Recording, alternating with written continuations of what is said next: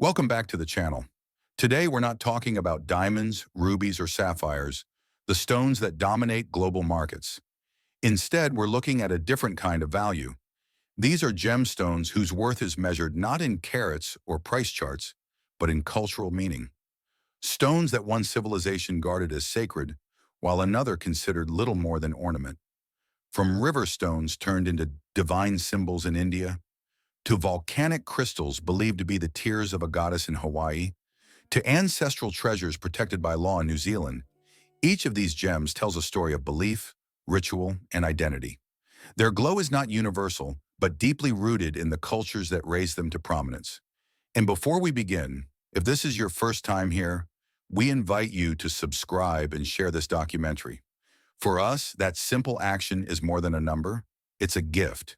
It allows us to keep producing these in-depth journeys into the hidden history of gems, artifacts, and the civilizations that gave them meaning.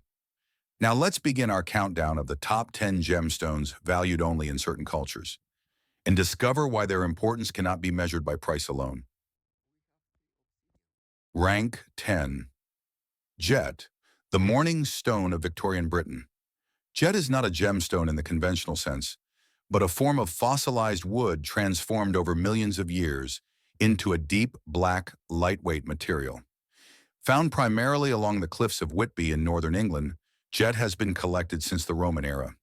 Its geological origins lie in Jurassic forests, where ancient trees were buried, compressed, and carbonized until they hardened into a dense, lustrous black substance. In appearance, jet is smooth, opaque, and silky when polished. Unlike crystals that sparkle, jet absorbs light, producing a uniform black shine.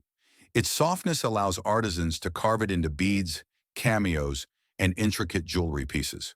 When touched, it feels warm, different from cold minerals like obsidian or onyx.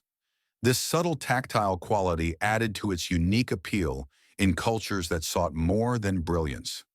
Jet's true value emerged in the 19th century Britain, during the reign of Queen Victoria. After the death of her husband, Prince Albert, Victoria entered a period of lifelong mourning. Black jet jewelry became the official fashion of grief, worn at court and by society at large.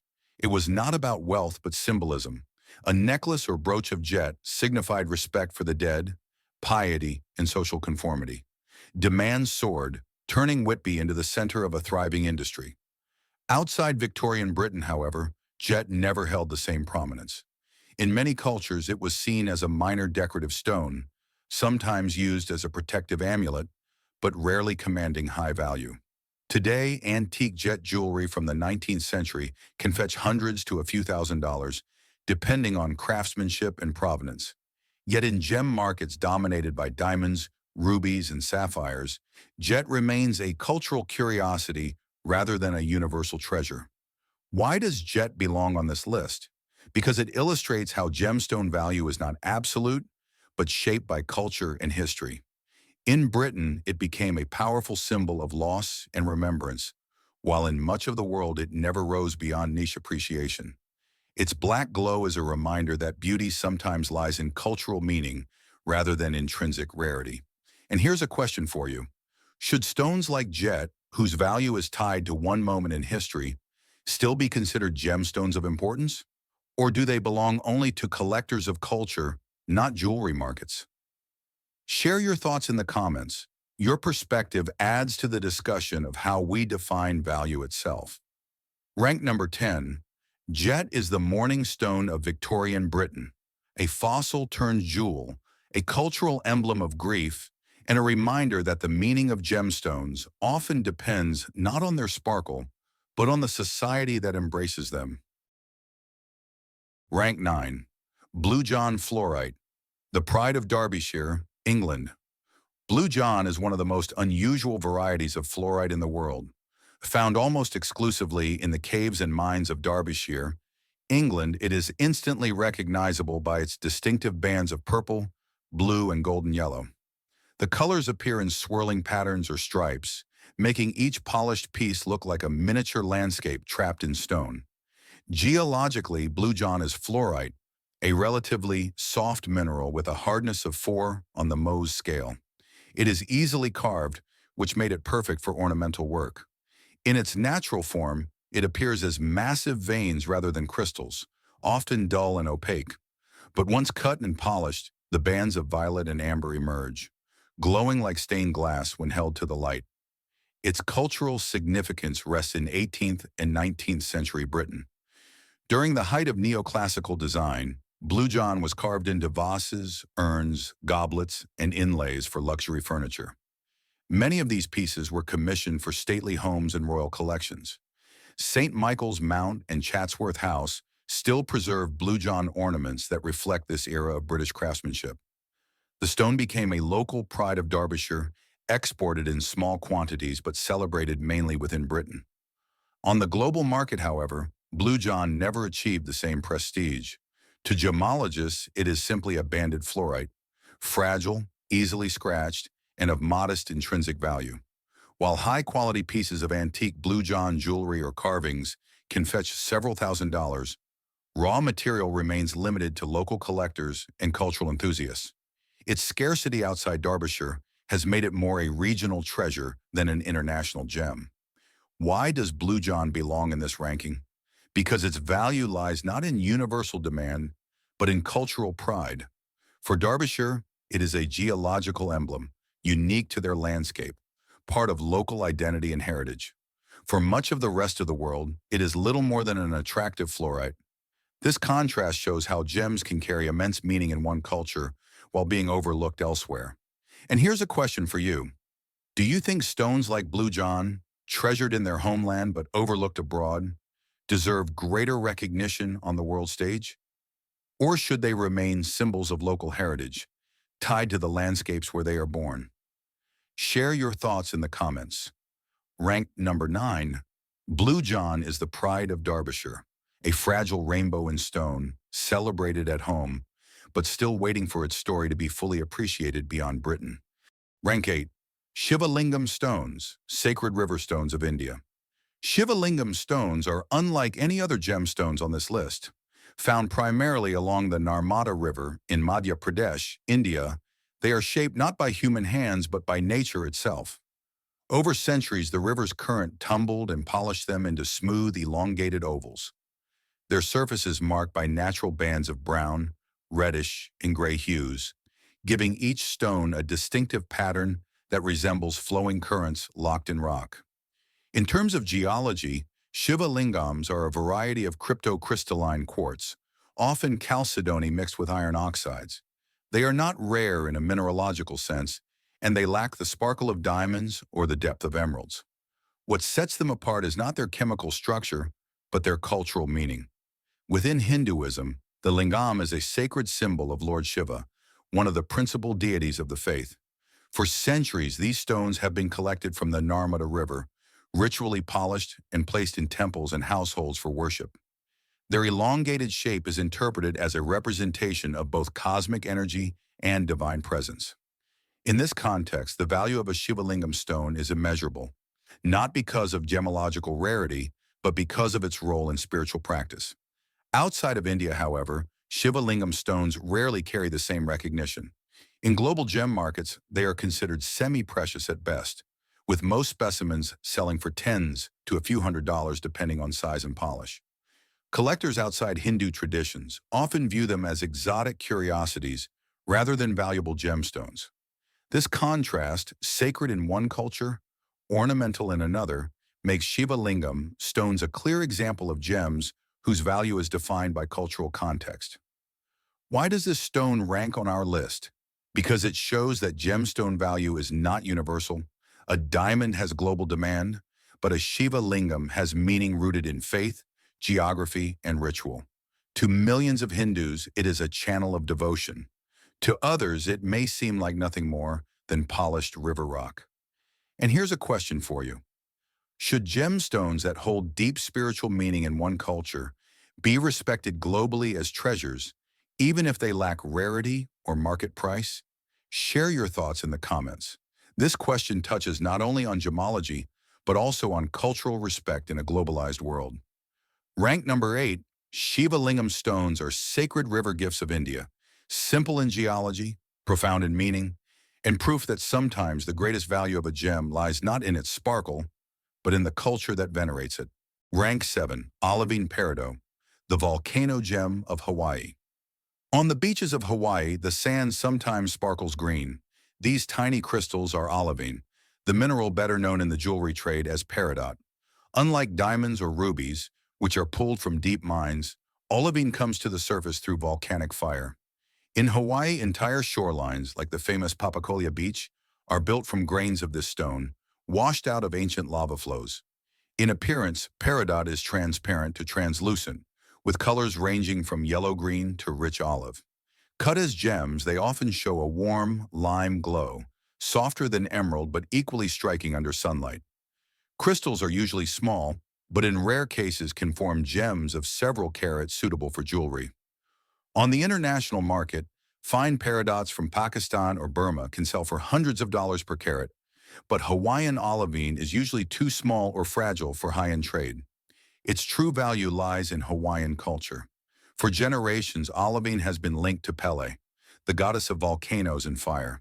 In local traditions, the shimmering green crystals scattered on volcanic slopes and beaches are said to be the tears of Pele. They are not simply geological debris but divine symbols, representing both the creation and destruction that volcanoes bring to the islands. To the Hawaiian people, collecting or disturbing large amounts of these stones is seen as disrespectful. Visitors are often warned, take a piece of Pele's tears away, and misfortune may follow. This cultural meaning sets Hawaiian olivine apart from its global counterparts. In jewelry shops abroad, peridot is marketed as August birthstone or a semi-precious gem of modest value. But in Hawaii, the same mineral carries spiritual weight. It is part of the land, part of myth, and part of identity. Its green shimmer is not just beauty, it is a reminder of Pele's power and presence. Why does olivine peridot rank among gemstones valued only in certain cultures? Because its worth in Hawaii is rooted in mythology, not commerce. A dealer in New York or Tokyo may see only a low-cost green gem, but on the volcanic slopes of Mauna Loa, it is sacred. That divergence in meaning shows how cultural context defines the price of a stone far more than gemology alone. And here's a question for you. Should stones tied to living traditions, like Pele's tears, be left untouched out of respect, or should they be shared as part of global gemstone markets? Tell us what you think in the comments. This debate is not only about minerals, but about respect for cultural heritage. Rank number 7, olivine peridot is the volcano gem of Hawaii. Common in geology, modest in price, but immeasurable in spiritual value. Rank 6, turquoise, the sky stone of Native America and Persia. Turquoise has been admired for thousands of years, its color bridging the boundary between earth and sky. Geologically, it is a hydrated phosphate of copper and aluminum, forming opaque stones in shades of blue and green, often veined with brown or black matrix. When polished, it shows a soft, sky blue glow, more subtle than sapphire, but more grounded than emerald. Its appeal lies not in brilliance, but in color, a hue that many cultures saw as a bridge to the divine. In the deserts of the American Southwest, turquoise was revered by native tribes such as the Navajo, Zuni, and Pueblo. For them, it was more than decoration, it was a sacred protector. Turquoise beads and inlays were placed in ceremonial objects, shields, and jewelry as symbols of life, reign, and prosperity. Warriors carried it for protection, while healers used it in rituals to restore balance. To this day, Navajo silversmiths craft turquoise jewelry not only as art, but as a continuation of spiritual tradition.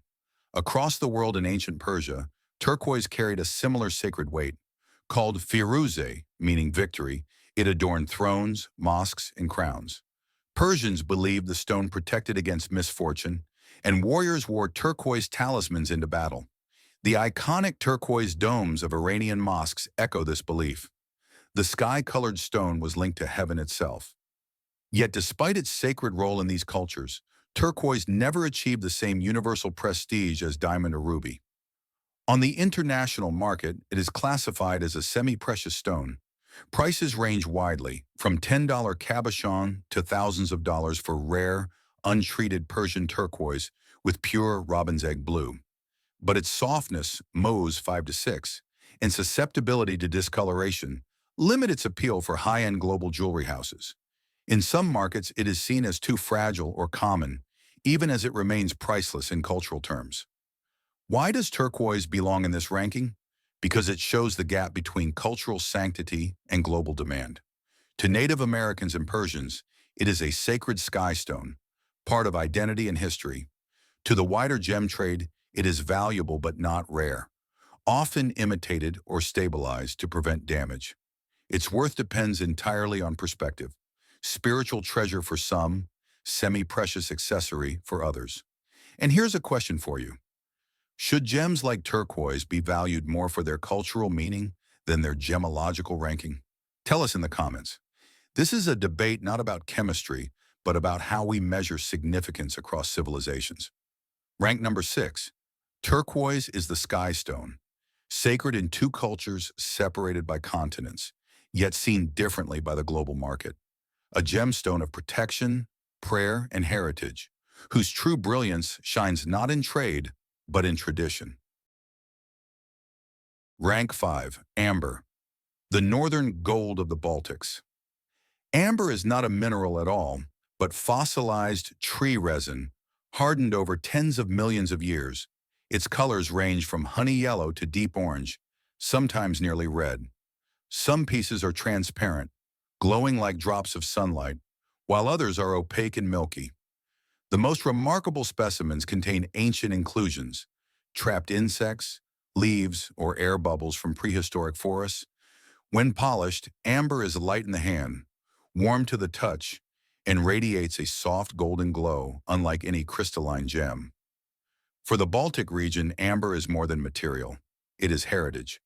Along the coasts of Lithuania, Latvia, Poland, and Kaliningrad, amber has been collected for thousands of years, washed ashore by waves of the Baltic Sea. Archaeological finds show that Neolithic peoples carved it into amulets, while later it became a prized export along the famous Amber Road, linking northern Europe to Rome and beyond.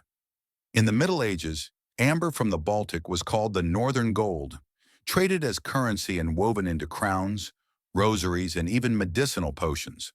The most spectacular expression of its cultural prestige is the Amber Room of Tsarskoye Selo, an 18th century masterpiece entirely paneled in amber, regarded as one of the wonders of European art. In the Baltic, amber remains a symbol of identity and pride. Families pass down necklaces as heirlooms. Artisans carve intricate jewelry and icons. Pieces with insect inclusions can sell for hundreds or even thousands of dollars, especially if the inclusions are rare. Locally, amber is celebrated in museums and festivals as a natural treasure inseparable from the sea. Yet outside the Baltic, amber's status is more ambiguous.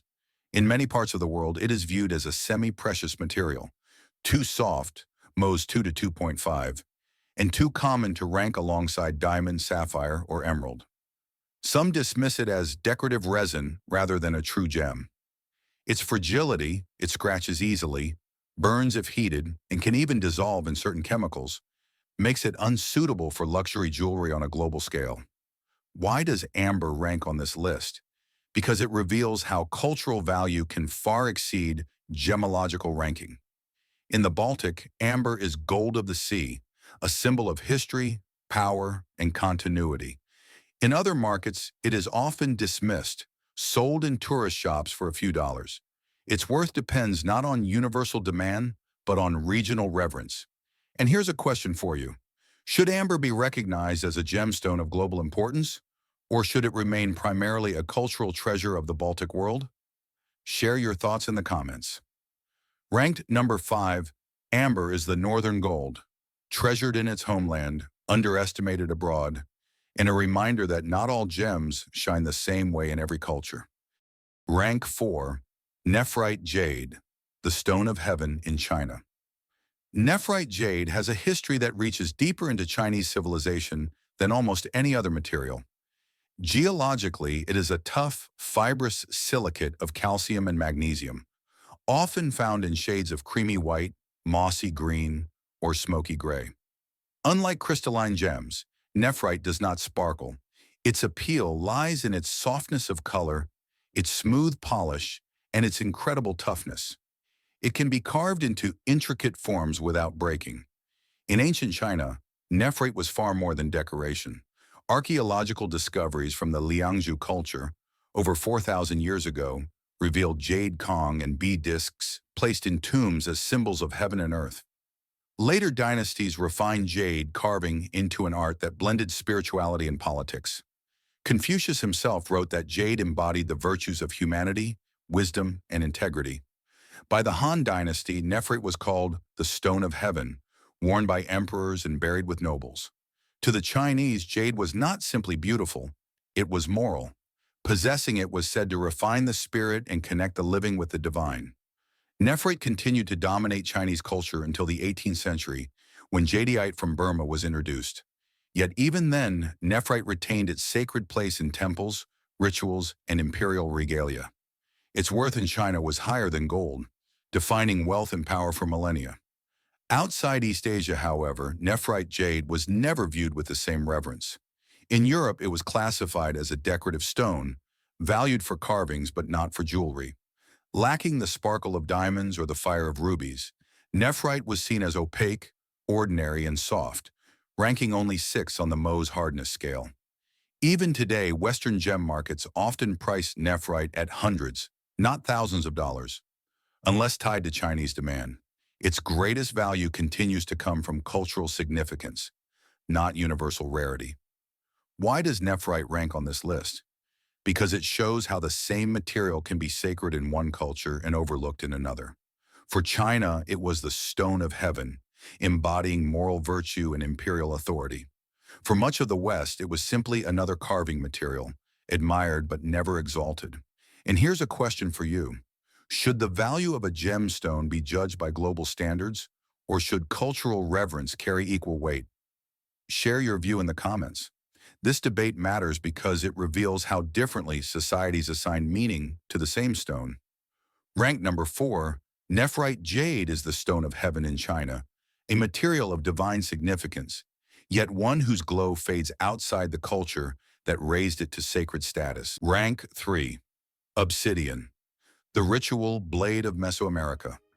Obsidian is born in fire. It is volcanic glass, created when molten lava cools so rapidly that crystals cannot form. Its surface is smooth and glassy, most often black, though it can also appear in shades of brown, green, or even rainbow-like iridescence when thin layers reflect light. Unlike precious gems, obsidian has no sparkle. It fractures with razor-sharp edges, sharper than steel when freshly cut.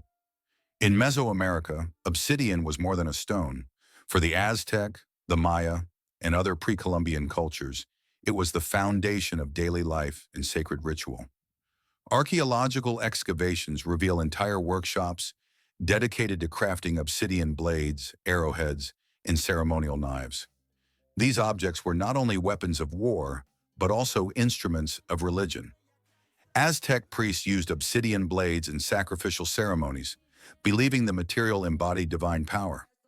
Mirrors made of polished obsidian were linked to Tezcatlipoca, the god of night and destiny.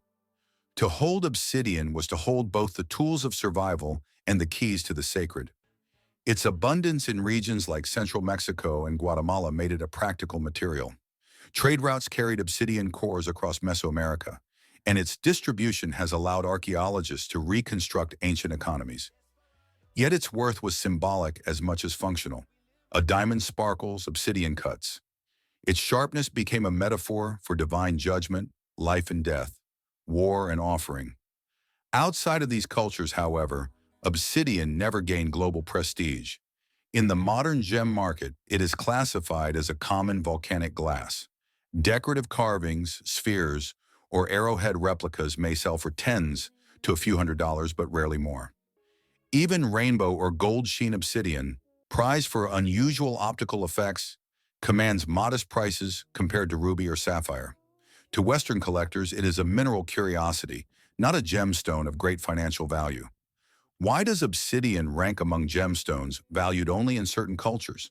Because its significance was immense for the Aztec and Maya, but diminished beyond their world. To them, obsidian was the material of gods and sacrifice, central to ritual and warfare. To the global market, it is glass, fragile, abundant, and inexpensive. This gap between sacred and mundane defines its place on the list. And here's a question for you. Should we measure a stone's importance by its market price or by the role it played in shaping civilizations? Share your thoughts in the comments, because obsidian proves that meaning and money often diverge. Ranked number 3, obsidian is the ritual blade of Mesoamerica, a gem of gods and warriors whose spiritual and cultural edge far outweighs its commercial worth. Rank 2, red coral, the sacred stone of the Mediterranean. Red coral is not a mineral at all, but the calcified skeleton of marine organisms living in colonies beneath the sea. Its color is striking, a deep crimson to orange-red, polished into beads and branches that glow with organic warmth. Unlike transparent gems, red coral is opaque, often carved into smooth amulets, cameos, and rosaries. In the hand, it feels light yet solid, carrying the impression not of fire or crystal, but of life frozen in time. For millennia, red coral held profound meaning in the cultures of the Mediterranean. Ancient Greeks and Romans believed it possessed protective powers. It was strung around the necks of children as a talisman against evil, and warriors carried it into battle for safety. Roman naturalist Pliny the Elder wrote that coral guarded against storms and misfortune at sea. In southern Italy, coral jewellery was given as gifts to brides, believed to protect fertility and family. Across North Africa and the Levant, coral beads were sewn into clothing and charms, an enduring shield against the evil eye. Even into the Renaissance, red coral maintained its role as a guardian stone. Catholic rosaries were often crafted from coral, symbolizing both faith and protection. In Sicily, Sardinia, and coastal Spain, coral markets thrived, linking fishing villages to powerful trade networks. The stone was not valued for sparkle, but for its perceived ability to guard life itself. Yet outside the Mediterranean world, red coral has never reached the same height of reverence. In East Asia, jade and pearl overshadowed it. In Northern Europe, diamonds and sapphires took precedence. On the global gem market today, red coral is considered semi-precious, with prices ranging from a few dollars for small beads to several $1,000s for antique or untreated Mediterranean coral pieces. Environmental restrictions on harvesting have added scarcity, but its demand remains concentrated in regions with cultural ties to the sea. Why does red coral belong in this ranking? Because it demonstrates how gemstones can be priceless to one culture and peripheral to another. To Mediterranean societies, coral was life-protecting, fate-defying, and spiritually essential. To much of the rest of the world, it is an organic curiosity, valued less for power than for decoration. And here's a question for you. Do you think stones like red coral, treasured as sacred guardians in one region, deserve recognition as global gems, or should their value remain rooted in local tradition? Share your thoughts in the comments. Rank number 2, red coral is the sacred stone of the Mediterranean, an amulet of sailors, children, and brides, whose protective reputation defined coastal life, even if the wider world looked elsewhere for its treasures. Rank 1, Greenstone, Pounamu, the ancestral treasure of the Māori. Greenstone, known in the Māori language as Pounamu, is one of New Zealand's most revered cultural treasures. Geologically, it is nephrite jade, found in riverbeds and valleys of the South Island, especially in areas like Arahura. Its colors range from milky white green to deep forest shades, sometimes streaked with dark veins or translucent patches. When polished, Pounamu takes on a waxy luster, smooth to the touch, with a weight that carries both physical and symbolic gravity. For the Māori, Pounamu is far more than ornamental stone. It is taonga, a treasure of ancestry and identity. It was carved into tools, weapons, and ornaments that were passed down across generations. Heitiki pendants, adzes, and ceremonial clubs made of Pounamu were not just objects, but embodiments of genealogy, memory, and spiritual power. To receive a piece of Pounamu was to inherit a bond of trust, respect, and continuity with one's ancestors. Even today, Māori law recognizes Pounamu as a protected cultural resource, with certain rivers and deposits legally safeguarded for iwi, tribal, ownership, and stewardship. Its legal and ancestral role makes Pounamu unique. It is one of the few gemstones directly tied to indigenous rights under modern national law. In New Zealand, it carries status equal to a symbol of heritage itself. Its worth is measured less in carats or dollars and more in lineage and mana, the spiritual authority and prestige bound to its use. Beyond New Zealand, however, Pounamu does not command the same recognition. In international gem markets, nephrite jade is common, found in China, Canada, and Siberia. Prices for polished nephrite range from tens to a few $100s per piece, far lower than high-quality jadeite or transparent gems. Without knowledge of Maori culture, collectors abroad often see Pounamu as ordinary jade, indistinguishable from similar stones. Its global market value is modest, but within New Zealand, its cultural worth is incomparable. Why does Greenstone hold the top rank on this list? Because it demonstrates how gemstones can become treasures not by rarity or brilliance, but by the weight of cultural meaning. For the Maori, Pounamu is an ancestor, a protector, a legal inheritance. For the rest of the world, it may be overlooked or undervalued.